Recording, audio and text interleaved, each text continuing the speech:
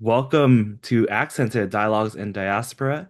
Uh, Today we have the honor of speaking with Thi Bui and Vu Tran. Welcome back, everyone. Happy New Year. DJ Tan, our resident DJ for Accented, with the tunes to set our vibes off right as we start. I know you shared a little bit about it in the Zoom chat, DJ Tan, but you could talk a little bit about your selection to start the new year. Why these two songs to set us off? Oh, you're muted. Hi, everyone. Sorry, hold on. Technical issue. Let me turn off this music. Just a second. You can kind of hear me. Still vibing back there? Yeah. You heard it? Or is it just me? Is it just me? Yes. You're good. You're good. Oh, it's still back there. Yeah. Okay. Oh, Hi nice. everyone. Yeah, I wanted to pick some songs that are about the new year. I call this is sort of my part one of Tết, Xuân New Year music playlist. Tết is next month on February 17th, and so this is part one. And I tried to focus on songs that were more about the new year and not so much about spring, but about new beginnings, which I felt was apropos for this particular panel. And the first song that everyone heard is called Ly Rượu Mừng, which is a very classic South Vietnamese song that we sing during the New Year, sung by a group called Bang Thang Long, which included Thái Thanh, who's like our ultimate Edith Piaf, diva of South Vietnamese music. And the second song was called Nhớ Một Chiều Xuân, so remembering a spring evening. And that was DJ's prerogative. I just got back from Hawaii, was feeling the Hawaii vibes. And that song was written by the composer when he was training in Honolulu in the 1950s during the Cold War. And it's often associated with New Year, new beginnings, feeling wistful as well. So, yeah, that is Awesome. a little bit of background. Thanks, DJ Tan, and glad for to have you on Accented as to curate some of the plays and provide some of the history and background for our vibes for the show. I'll be Appreciate back you at and the see you end. at the Bye. end. Yes.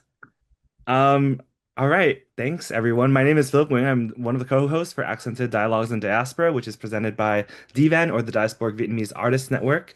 In case this is your first time or you're listening to us on Spotify, Apple Music, or wherever else you get your podcasts, DVAN's mission is to amplify Diasporic Vietnamese and Southeast Asian literary voices. We empower artists in the diaspora and champion our complex and diverse stories, ensuring that our perspectives reshape and expand the broader cultural narrative. You can learn a lot more about the Diasporic Vietnamese Artists Network, or DVAN, by visiting dvan.org and by supporting us at dvan.org/donate or dvan.org/accented, where you can uh, tap into any of the past 51 shows of Accented that we've had for now our sixth year and counting. I have the really distinguished honor to introduce my co-host for Accented Dialogues in Diaspora, Mr. Viet Thanh Nguyen, whose debut novel, The Sympathizer, won the Pulitzer Prize for Fiction. It was made into a television show. You know the man. I do as well. Welcome back, Viet, to Accented in 2026. What's new with you in this new year? Hi, Philip. It's great to be back with you. But when I'm back, I'm teaching a class at USC, and I'm thrilled to be here with our two guests today. The first one is Thi Bui, an old friend who's an award-winning illustrator of children's books and comics journalism. Thi is best known for her graphic memoir, The Best We Could Do, which tells a story of her family amidst Vietnam's struggles for independence. Thi is coming to us from New Orleans. Welcome, Thi.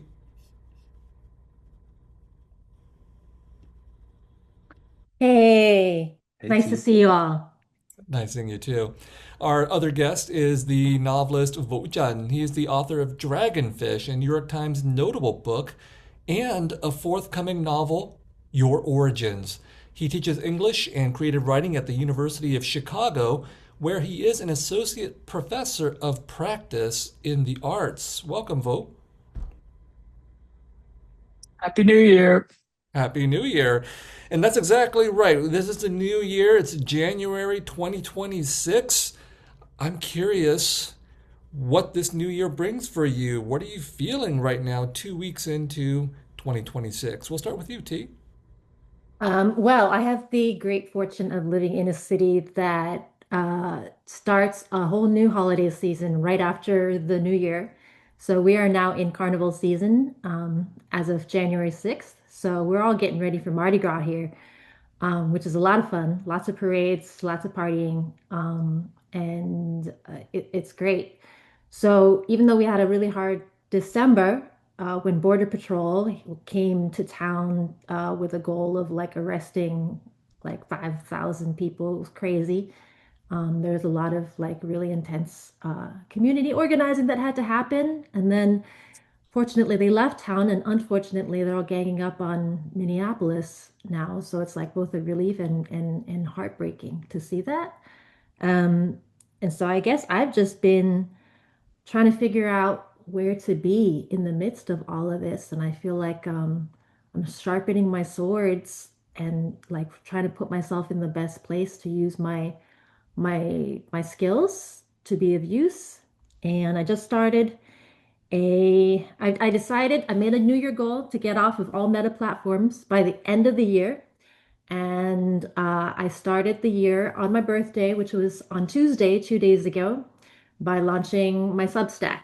So you have a year to get off of Meta and follow me on the Substack, where I am writing now longer sentences or better sentences, more sentences, and art. And my first post was um, not only my New Year resolutions for this year, but a manifesto for my next 50 years, because I just turned 51 and I'm going to live for a full 100 years just to spite all of these fuckers in office. I'm going to outlive them all, and I'm going to do a bunch of things with how much I've learned. Well, it's no surprise to anybody that you don't look 51. You definitely have the Vietnamese, Asian, genes where you look fantastic with your Farrah Fawcett hair at the moment. Thanks. Um, not only do you draw beautiful art, you look pretty good yourself, as everybody does on this show.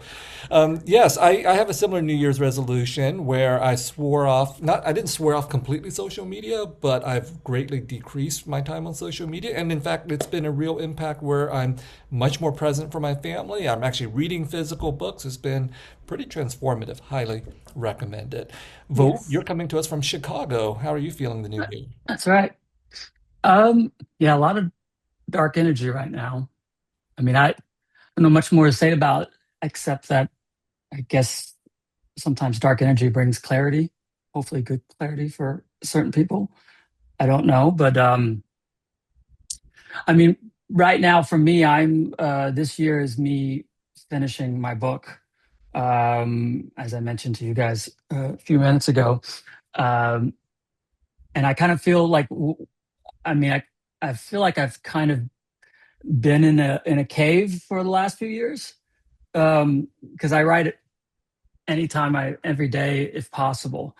Um, and then, but there's a kind of I don't know. There's for me at least there's an intimacy to that I enjoy in a lot of ways, and I just hope I can finish the book and then kind of emerge from the cave. Um, like you, I've like both of you, I guess I haven't actually been on social media much at all for a good 2, 3 years now, and it definitely is. It's healthier for sure. It's healthier for sure. Well, I'm still on social media. I post a lot, but I Yeah, don't try to read as much as I used to, and that's been, freeing yeah. up a lot of time, which is important for a writer, obviously. And like both of you, I'm feeling some of this dark energy of apparently the Trump administration waging war on blue cities. And at the moment that we're talking about, it is Minneapolis that's in the sights of the Trump administration of ICE. We're witnessing horrible scenes of deportations, of arrests, of violence, of murder, and it is really demoralizing in so many ways. But one thing I want to emphasize as we look at this new year is the level of resistance that we're seeing in Minneapolis, in Chicago, where vote was from, where ICE was present just only a few months ago. We're witnessing so much resistance on the part of citizens, on the part of residents, and we're witnessing a lot of creativity as people are trying different ways to resist ICE and to help their fellow residents. And that, I think, is probably the theme of tonight's conversation: is creativity in politics and in the arts. We're here because both of you spent time together at a writing residency in the south of France, and out of that came this product called The Make Believers, a new anthology from the legendary publisher McSweeney's. And we will talk all about that, but I know that there's people in the audience who have never been to a writing residency or an artist residency before. So before we get into what that was actually like in the south of France, maybe you can tell us what is a writing residency and what happens there. T, what is a writing residency and what happens there? There's a Vietnamese expression that comes to mind, Thiên Đàng. It's like basically paradise on earth. Somebody feeds you, you know, beautiful dinners every day, maybe lunch too, and provides everything you need to fix yourself a breakfast. Your job is just to enjoy yourself and write or make art in the company of like other writers and artists who are also there enjoying paradise. So then like the hardest thing is like to just not be a jerk, you know, like it's great. You have like no other concerns. And usually it's like in a beautiful setting for a limited period of time so that you don't end up hating each other. It's like just the right amount of time together that you get to be in community and also enjoy the solitude and quiet that you need for your work. Absolutely. I've been in residencies that have been a few weeks to 7 months. 7 months is way, way too long Oh, in some yeah. You cases. start having family disputes by then. Yeah, that did in fact happen. But I love your description of heaven on earth. I mean, I think of writers and artist residencies as socialism for artists, but something that everybody should experience. If everybody could experience like a writer's residency or an artist residency, even if they're not writers and artists, they'd be persuaded that life should really just be this way on a regular Hmm. basis. What was your Hmm. experience like in past writing residencies? I mean, everything T says, it's probably one of my favorite things in the world because it combines all of my favorite things. Traveling, a nice, usually a very beautiful place, meeting new people, making new friends, and writing. You know, I can do all of that. Um, and I mean, perhaps perhaps the most special thing about residencies is that you end up seeing people when you know befriend someone, become close with them. You're talking to them every single day about, you know, you're laughing, you're talking as seriously as you have, you know, as you would with anyone. All registers, and you realize you just don't do that every single day with most people outside of like, you know, people you might live with. uh, so it's just incredibly, yeah, it's great. There's And you can do it for the rest of your life, hopefully. You know, there's no age limit. What was I know that the writing residency is in this paradise-like place in the south of France. Viet, you weren't invited to this question mark? But I, Boo and T, what was that like? I was invited. I just want to point out I was invited to the South of France Vietnamese writers residency. I just couldn't make it, but I was watching from afar with great envy. Mm, yeah, Yeah. Oh, go ahead. oh, go ahead. Yeah, I'm wondering what significance does the south of France have? Like, was it inspiring? I've never been to France, but there's something about, and I think y'all both write this in the intro to the Make Believers, right? That for when DVAN hits you up to participate in this writing residency in France, you head out there. So Well, yeah, you don't ask why is it in the south of France. You're just like, hell yeah, let's go. Thank you in a so much. chateau, yes. Um, yeah, I mean, it was not actually a chateau, Isabel told us. It was more of a mansion, but you know, we're She splitting hairs insisted on there. that many times. She didn't like that we called it a chateau. Yeah, we were using French words wrong, but it's Yeah. okay. We're American. I Okay. kind of prefer to use French words wrong, honestly, just like to spite them.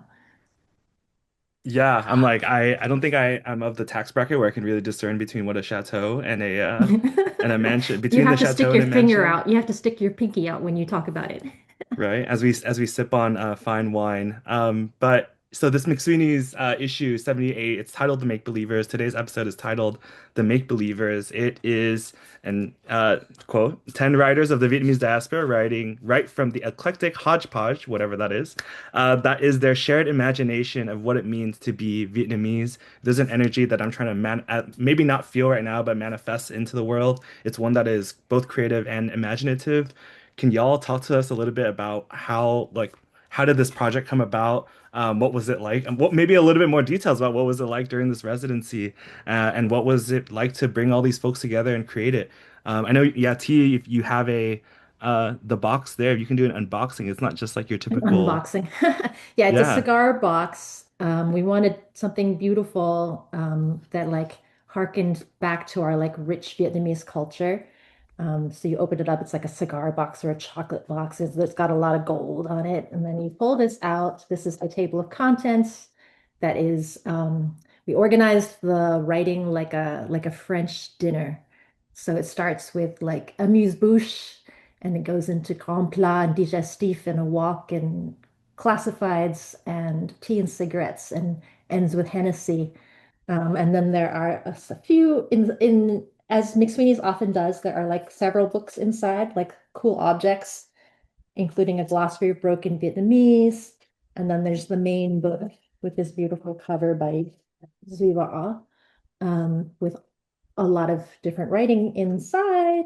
But I do want to point out like there's one little Easter egg. People may not realize that on the back, blind stamped is the word Bay Dat, which is a Vietnamese expression. And Bay Dat means, Vu, do you want to tell people? No, you should. Oh, okay. I'll follow it up. Okay, but that is like an insult that many of us were raised with from our parents anytime we tried to look like artists or writers or wear fancy clothes or do anything outside of the ordinary. We were told we bay that, which meant we were pretending to be something we were not, or basically we were full of shit. And all of us carried scars, psychological scars from being raised like this, but we also embraced it as like this thing we had in common. And we realized, you know what? This is kind of what writers and artists do. We pretend and we imagine things into being that are not. And so I think it was Paul Tran who That's right. came up with the English translation of by that could be a beautiful expression, the make believers. Yeah, but we made believe to be truthful about who we were too, right?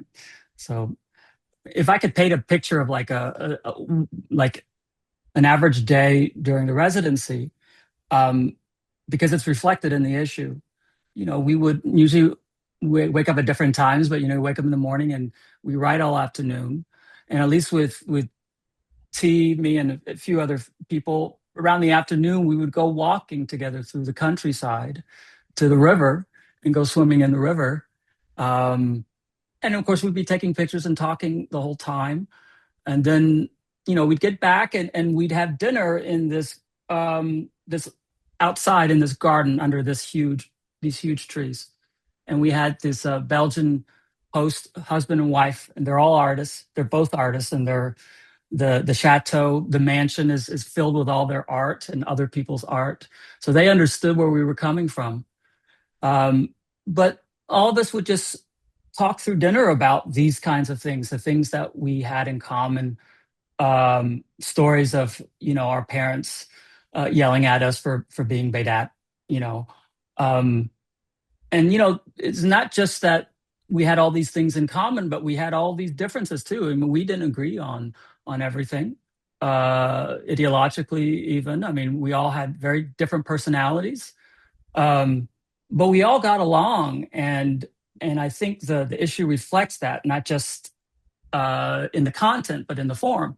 I mean, there's all obviously there's visual art, there's fiction, there's nonfiction, essays, there's not prologues, but profiles. Very much a reflection of so many of our conversations throughout those 2 weeks, and even when we went to Paris for an event, a DVAN event that DVAN organized. So yeah, when you say T that it has that, and we were all very kind of absurd and ridiculous too. I mean, we were very playful with each other. We laughed a lot, and I Mm. think that's reflected in the issue. Um, yeah. It's funny because I've actually never heard this term by that before. I don't think my parents What? ever said it to me. Or maybe my Vietnamese comprehension Wow. was so bad I didn't hear it. Or I mean I just ignored my parents, I didn't hear it. So or maybe my parents loved me and never said that to me. I have no idea, you know, but That's why it's you're so successful. It's That's Yeah. incredible. absurd. By that sort of Thanh deflates ghép my cái own loser. self-mythology of being traumatized by my parents and Vietnamese culture. No, but I find that really your depiction of the residency really fascinating because, you know, in general, residencies are very positive experiences for a lot of people, but they're also kind of they're even more hodgepodge than what we've described here. Here, at least we have 10 Vietnamese artists, but oftentimes the residency brings people from very different backgrounds, and you can have Yeah. conflicts and you can have some, Oh, for sure. negative things happening in residencies, or so I've heard. And with the project of the Diasporic Vietnamese Artist Network, of whom Isabel, who's been mentioned here, Isabel Thuy Palo is the co-executive director. The intention has always been not to foment the idea of genius artists who are going to be in competition with each other or who do damage to each other, but instead are at least in collaboration and in conversation. And that sounds like what was happening there in the south of France. And you know, the ambition has always been to build Vietnamese American and Vietnamese diasporic arts as a collective and as a sort of family orientation.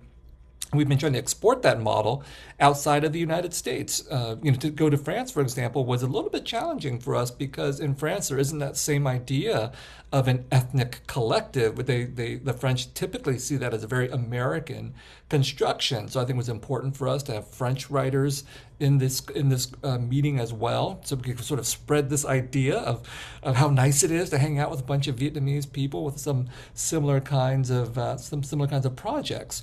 So, what were you working on when you were there at the residency? I was working on the novel I'm trying to finish right now. My shorthand for it is it's a Gothic novel, um, and I can talk about why it's a Gothic novel. But it's um, what's interesting is that the mansion in many ways was very Gothic, um, and very just especially with all they were very peculiar artists. I mean, in the best way. Um, and so that definitely helped. And the oldness of it. I mean, I don't know how old that thing was. It was like 17th century or something like that. Um, but yeah, that's mostly what I was working on in the 2 weeks there.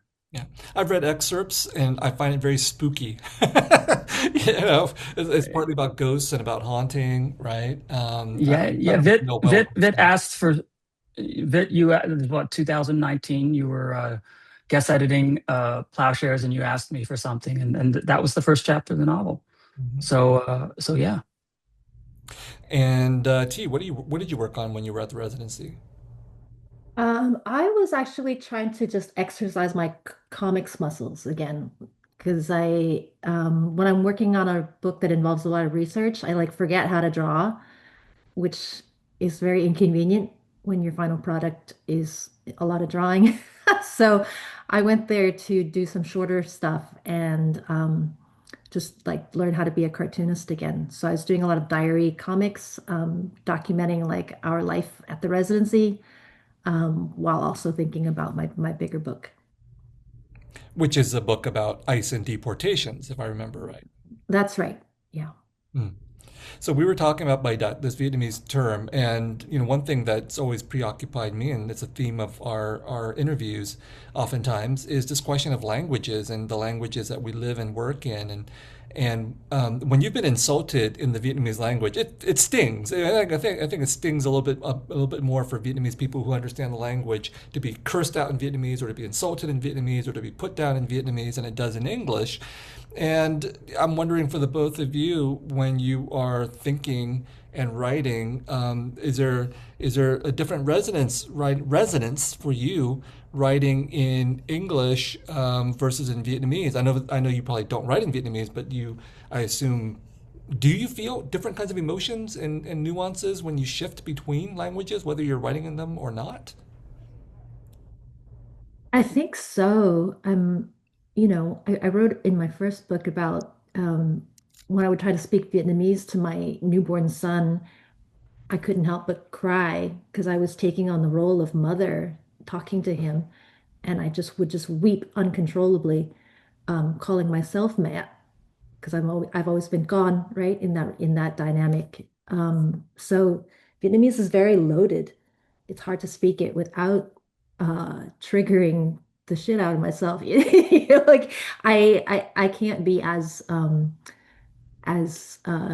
objective in Vietnamese. Oh, that's a good way to look at it. Mm. That is true.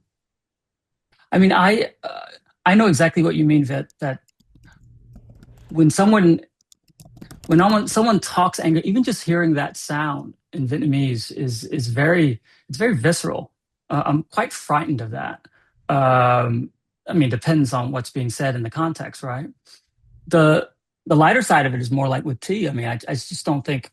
I imagine most Vietnamese diasporic people would say that there's no word or expression or sound in their adopted language that comes close to making them feel the way I do, when someone adds to my name, Mm. you know, I mean, you want me to choke up right now, just play a recording of my mother saying Vu ơi. I Mm. mean, it's so visceral and intimate. There's nothing like that in English. Um, and I don't, whether it's that, whether it's a feeling that you crave like that, or it's a feeling that you don't want at all. Um, I don't think it's like a I don't think it's like something special in the language necessarily. At least for me, I just think it's simply that we first experience this particular emotion or truth through that language. So it'll always have that visceral intimacy for us because we first. I think I think I first experienced love in Vietnamese, of course. Just like I first experienced that kind of anger in Vietnamese.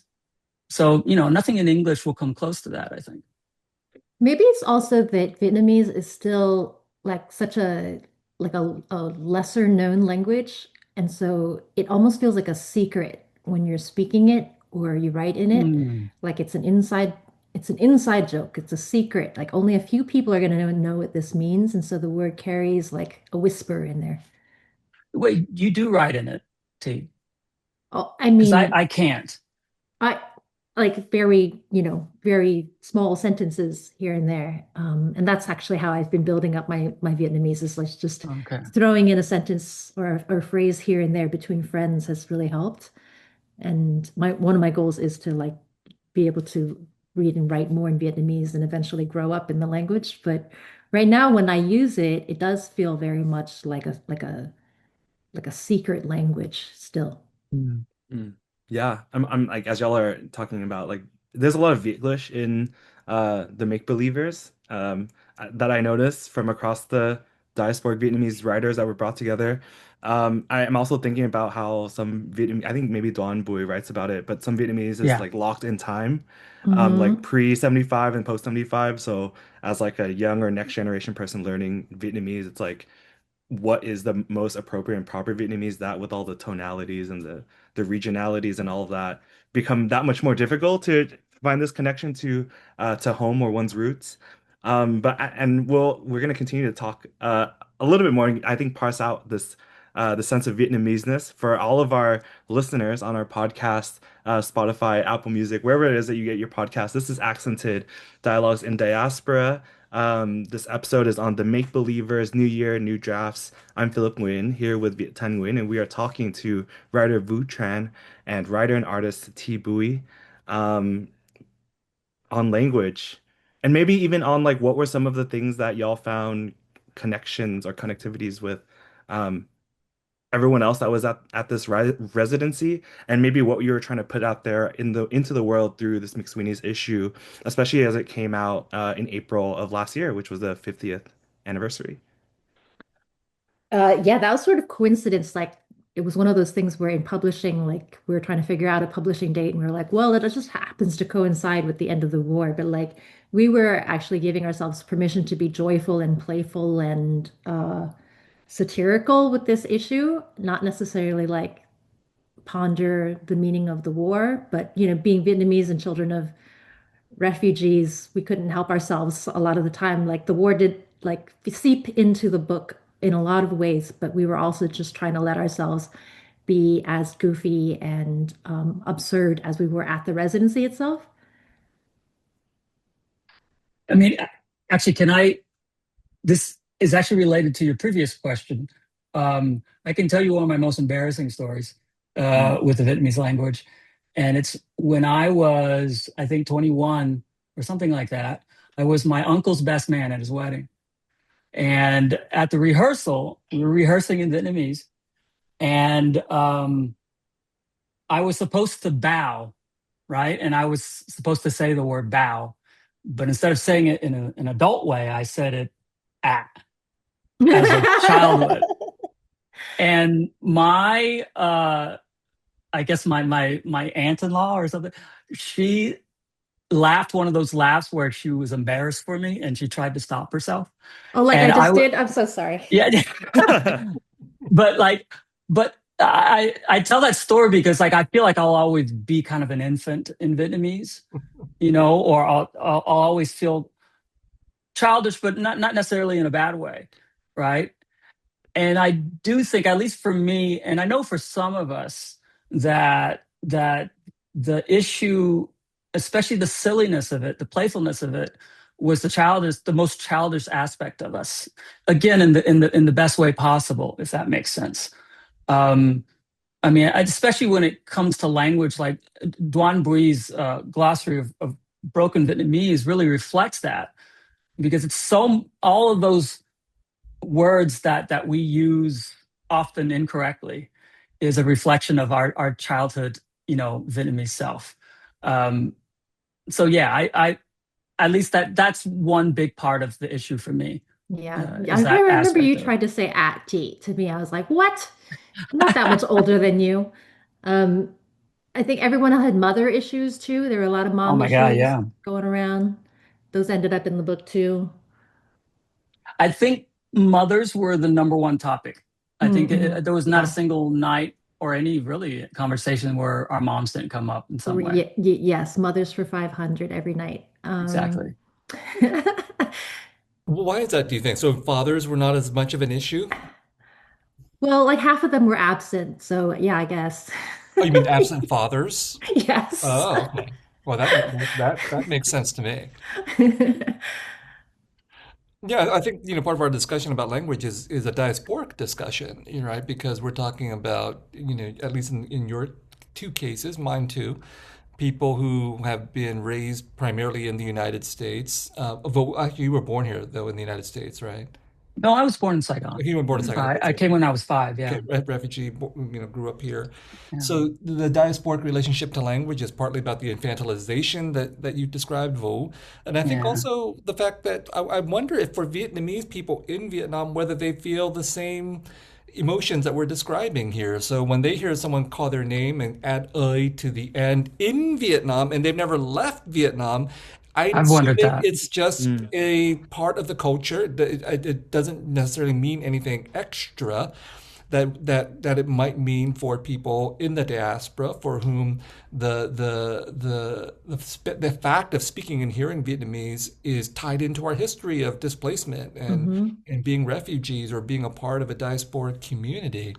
So I think that is that's something that I have not heard as much discussed, which is the different sort of emotional difference of Vietnamese people in Vietnam and their relationship to the language versus us as exilic or diasporic or refugee people. I don't think anyone's written about that yet, as far as I Right. know. I, I think it'd be a And great topic for us. I think there's like the ring of loss every time we talk about things that are Vietnamese, and maybe in Vietnam, there's maybe not so much for the younger generation now, but maybe in the previous generation, maybe there's a ring of like resilience or even victory. Like we struggled and we persevered and we won, maybe. winning makes a big difference. I would Yeah. say in conversations with Vietnamese people from Vietnam, they're like, "We won the war." Hmm. It's a very different, I think, psychological, political, cultural point of view. And certainly one of the critiques of Vietnamese American and Vietnamese diasporic writing is that it is, like other kinds of diasporic literatures, has a tendency to fetishize loss, to poeticize it, to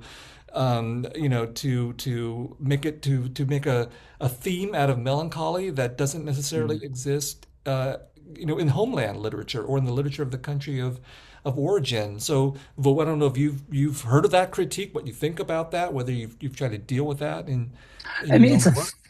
it's a fascinating question. I've thought that all the time. I should ask someone who has grown up in Vietnam that very question. How differently do you feel about certain things than I do? I mean, I think what I've discovered, and actually this is partly why I work in genre, because I've found that I don't think of genre necessarily as like a set of tropes necessarily. I mean, it obviously is. I kind of think of it as a lens through which to see a particular situation in, I don't know, a more personal way. And I've found that for me, when I think about my own diasporic experience, for example, I don't want to be too heavy handed about this, but I think it is true that when I look at it through, say, a noir lens, there's so much that is shadowy and obscured and unclear to me, not just about the life that my parents lived before we came here, but also myself. Like I feel often, we often do feel obscured. In a way, I imagine that someone who grew up in Vietnam surrounded by Vietnameseness does not necessarily. I feel like right now, the novel I'm writing now in the Gothic I see the Gothic as a kind of lens where it allows me to talk about the more irrational and inexplicable things about the experience of being displaced, for example. The kind of feeling where, like, I don't know, like inheritance, memory, identity, love, especially, I feel like that is, simultaneously beautiful and terrifying. I mean, that's what makes it Gothic in my mind. And not just beautiful and terrifying, but often unknowable. It's like, how do you really? I don't know. Sometimes there's an unknowable aspect to it that's I don't know. It'll never be resolved for me. And and frankly, I think that's part of the experience of that we have that Vietnamese people growing up in Vietnam do not. I don't want to say that one is, you know, more whatever than the other. I'm not saying that at all. I think there is a difference, and at least for me, that's how I tend to think of it in my writing.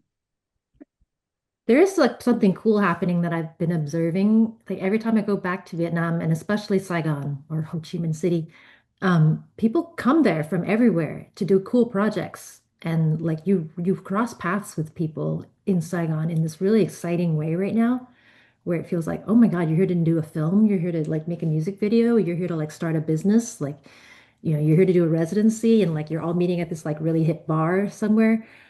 I'm like, whoa, this feels like, I don't know, like I imagine Paris was in the 1920s. Like artists were coming there from everywhere to like do cool work, and it was like more affordable, and it was like this like bright, shiny time that like we're all going to look back on with fond memories later on. It just feels like a very special time in Saigon right now.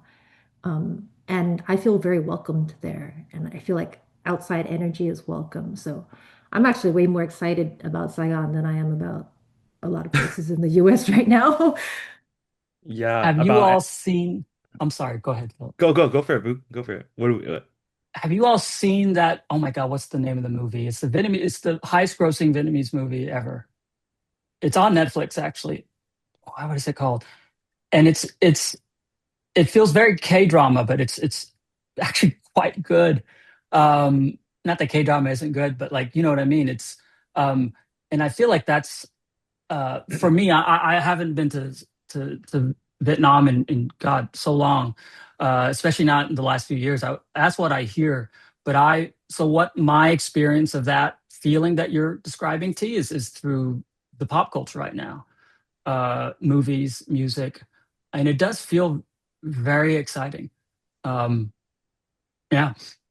Yeah, I'm like looking at maybe it's Mai or Yes, that's it's it. okay. My, oh, Yeah, it's wild because I think in that movie is also features Hong Dao, who is like one of like the OG like Haikett people on like Paris by Night. I Oh, think like really?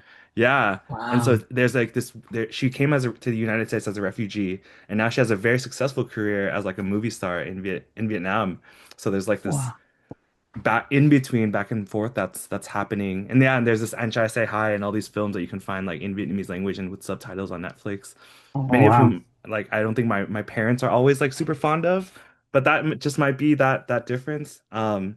Yeah, I went to Vietnam for the first time this past year in November, in between the flooding, and I as someone that was born in the United States to refugee parents who've also never been back, like I kind of felt that like that narrative plenitude that Viet talks about, like, oh wow, like everyone around me like more or less looks like this, even though we may not speak the same language. But I also couldn't help but feel like a visitor, like an expat, like an exile, so to say, like returning to a place. And so I'm kind of caught, still feel like that sense of being caught in the in-betweens. Um, I I wonder, between like your travels to and from Vietnam, or even like where y'all came from and where y'all have landed at, like Vu for from Oklahoma, Tulsa to Vegas to Iowa to Chicago, and then T, from the Bay and then now to New Orleans. How has that affected your writing or even your sense of Vietnameseness? I, I love it. Like I think periodically in my life, I uproot myself on purpose to just start fresh and just do a reset. And every time, like because of the way finances work and economics works, you're usually moving from a place where things were more expensive to a place where things are less expensive. So you carry with you like all the privileges of that. And so, yeah, of course, like we have privileges coming as Americans into Vietnam. And of course, I have privileges coming into New Orleans, like into Louisiana, one of like the poorest states in the country, from like the richest state in the country. So you just have to like, be aware of your big footprint and, don't be an asshole. And like, I took 2 years here to just have my observation period before I started mouthing off. And only in like year 2.5 have I started mouthing off because I feel like I have observed enough to like have some opinions of my own about things. But I tried very Yeah. hard to like learn before I spoke. I mean, we've definitely inherited many of the privileges that any American might have, right? And one of them is our individuality. I think that's definitely, I feel like, I mean, I don't know. I think some people might not think of that as a privilege at all. I don't know. I tend to think of, it's a great question, actually. I tend to think of one privilege that I've had, which probably won't seem like one to most people, but like I feel like I was always, because you're kind of on the outside of things, especially growing up in Oklahoma, not many Vietnamese people there. And I don't know, it was something that, of course, was difficult, but over time I found it a kind of privileged place when you're kind of on the outside of things looking in, because you're more sensitive to things. You're forced to make yourself sensitive to things that people on the inside, you're on the inside. What do you got to, you know, it's not that life is perfect, but you're just less inclined to pay attention to certain things. When you're on the outside looking in, especially as a writer or an artist, I think that's a good place to be sometimes. And I've felt like I'd be a completely different person, obviously, but more importantly, I think I'd be a different kind of writer if I did not grow up on that outside of, on the periphery of things, wanting to be this or that on the inside. Um, and many of those things I still haven't let go of, that desire. But like, I feel like it's given me a perspective that I wouldn't have, and I think of it as a gift in many ways. That is one of the most like succinct things that you've said about yourself I've heard. I like that a lot. Yeah. That's a backhanded compliment. You were actually brief in your Mm, answer. by Dak. I'm not a I'm not a real writer, you guys. Like that was probably the wrong word choice, but I mean like it was like No, I know just exactly what right. you mean. Thank you. Yeah, we're good. Yeah, trying to start fights on here. One thing that we've talked about, Vo, is that you've been working on this novel. Your Origins is the title or the working title for several years. I think you began it, you said, during the pandemic. It's Yeah, not finished yet. You are behind schedule, I according to am. whatever schedule your publisher set up. You're trying to And give him father That issues sounded now. so well, no, no, scary. no, no. That sounded I so have. scary. This is a setup to a question. This is not a reprimand. Are It's the you fact sure? that we've been sort of Sure, painting. We Dad. started off talking about residencies and how wonderful and beautiful they are, and they are. And that's sort of the glamorous aspect of being a writer or an artist. But of course, anybody who's a writer or an artist knows that the creative process, it cannot be predicted. It can't be legislated. It's not No. like getting your MD where there's a clear set of, you know, goals and targets and timeline you can follow. So I assume the novel has taken you longer than you thought that it would take you. Yeah. And I want to talk about that because I think that's important. It happens to probably all writers oftentimes or at some point in their careers. How are you? Can you describe for our audience what that's like to be in the middle of a novel that's taken you several years and it's going longer than you thought? What are your emotions and what is your process and how do you work through that? Um, the answer is I often don't know how well I work through it, Um, I mean, first of all, like T, what you just said, I completely understand it because like T knows me. We haven't known each other very long, actually. We got to know each other really well over the last few Mhm. years, especially in France and And then working um together too on the yeah, issue. yeah. So she knows how I am. I mean, I'm obsessive compulsive and it's not about perfection. I don't even know what perfection means, but I my writing process might be very different from most writers. I never write a complete draft of a novel and then, you know, continually revise that draft towards a final draft. I write from beginning and I I move a little forward a little and then I go back and I keep revising and revising and sometimes even going to page one and revising towards throughout the manuscript so that I can move forward.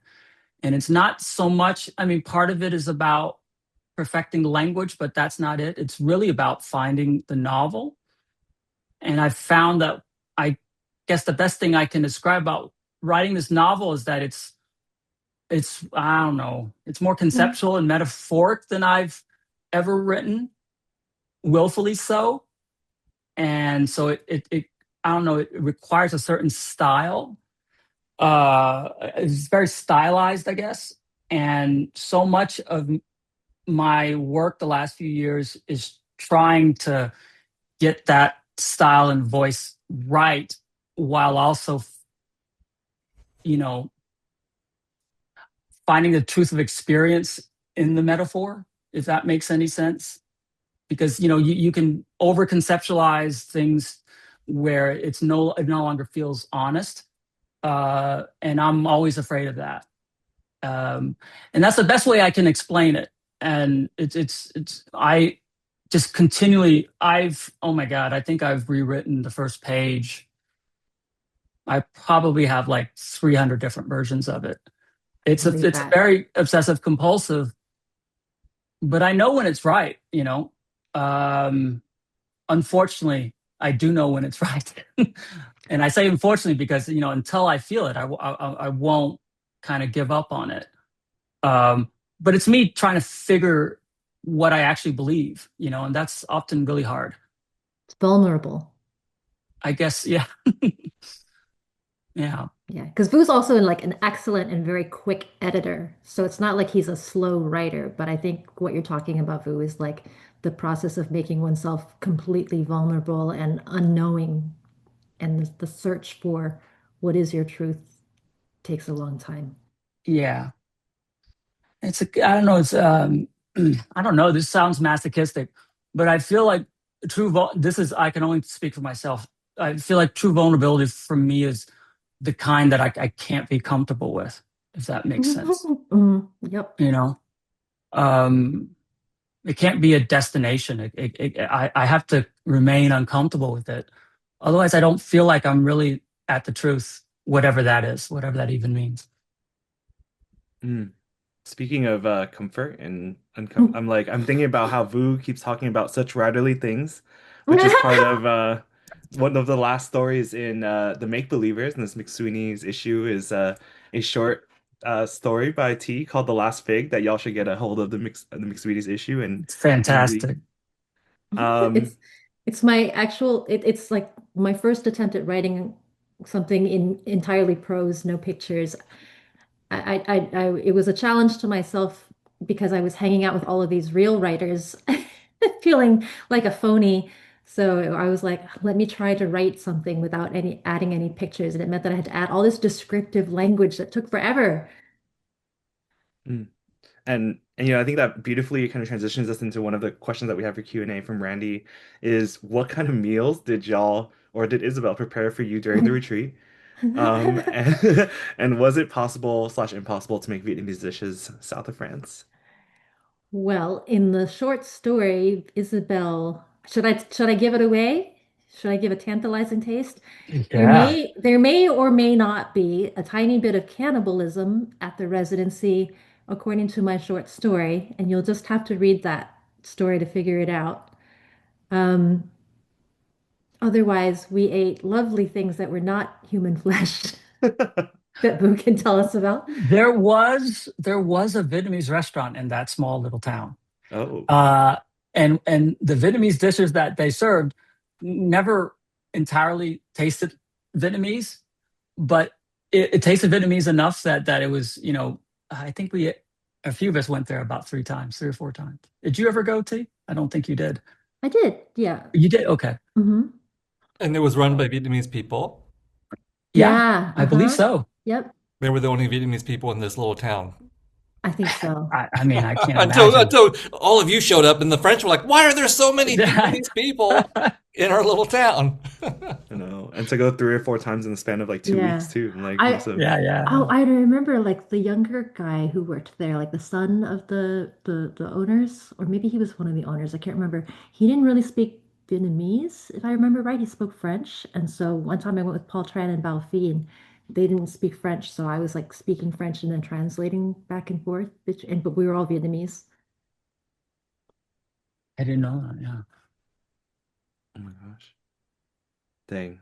Vid, do you feel FOMO or like from not having been Yeah, of course I feel FOMO. The guys sound like you had a blast out there. But there will be other writing residencies where I hope we will get back together, maybe in the motherland. And we'll end with this last question from our DJ, also known as Thanh Dun. It goes back to this earlier conversation that we were having about the differences between being a diasporic writer and a Vietnamese writer who still lives and works in the country of origin. And, I thought about your description of Saigon as, Paris of the 1930s. That's such a powerful evocation. And I was in Vietnam quite a bit from 2002 to 2014. And already at that time, there was a lot of that energy you were describing. There was a lot of, Viet Gio coming back to do many different kinds of projects. And there were Vietnamese people in Vietnam doing different kinds of exciting cultural things as well. But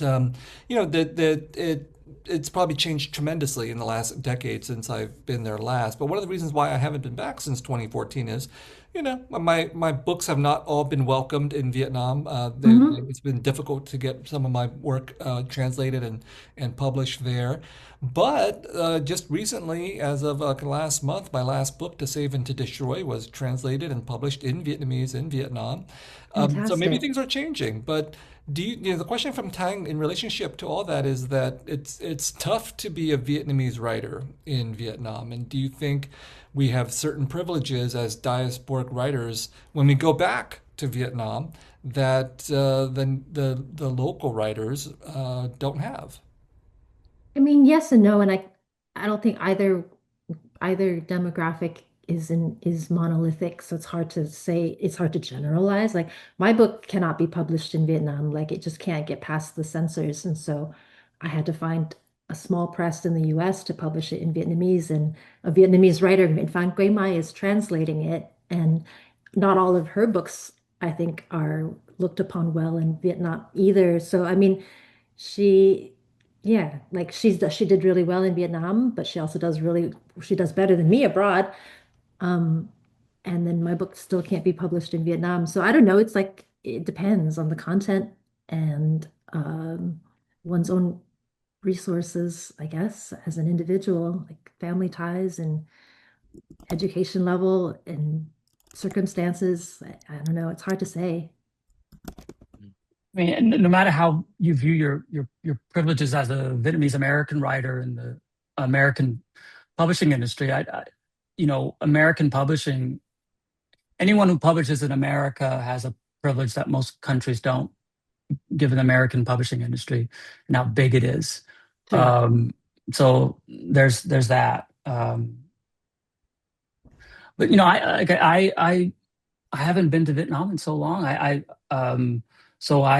haven't met enough Vietnamese writers to know much about the publishing industry now. I'm pretty ignorant about how it works or how it's different now than it would have been, say, 20 years ago in Vietnam. Well, the thing is, politics and culture in the United States is in a state of flux right now. So we are witnessing a moment, for example, just as of yesterday, where the FBI raided the home of a Washington Post reporter looking for her sources because she was reporting on something that was happening in the United States government based on a federal whistleblower. There are other indications, obviously, that culture is under attack in the United States. That the Trump administration has renamed, or not just the Trump administration, but Donald Trump himself renamed the Kennedy Center partly in his own honor. There is an effort by the Trump administration to take over and dictate what the Smithsonian Museum will discuss in terms of American culture and American history. I'm trying not to believe that there could be a dystopian scenario where the American publishing industry would be taken over or be reshaped in fundamental ways by the politics of the Trump administration. I don't think that's that far-fetched. So we as American writers, as US writers, might have the opportunity to experience some of these issues of political repression ourselves. And if that happens, I hope that we will continue to do what we've been discussing throughout the course of this show, which is to continue to engage in the creativity of both politics and art. I want to thank both of our guests tonight, Thanh Tan and Vu Tran, for joining us and talking about that. I want to thank my co-host, Philip Nguyen, for being an always effusive and reliable partner. I want to thank all of you for listening to us on Accented, Dialogues in Diaspora by the Diasporic Vietnamese Artist Network. Art is not free, people, so if you can donate to us in the link that is now in your chat window. This conversation will be available on Spotify and Apple Podcasts by next week. And if you have the time, please fill out the survey link that is now going to be in your chat window as well. That really helps us in terms of getting our grants and keeping our show going to know what the audience thinks. And please subscribe to our Instagram posts as well. We will see you very soon on the next episode of Accented Dialogues in Diaspora. Thanks, y'all. Thanks, Viet. Thank you, Philip. Thank you, Viet. Thank you, everyone. Thank you to DJ. Thanh, who's going to take us out now.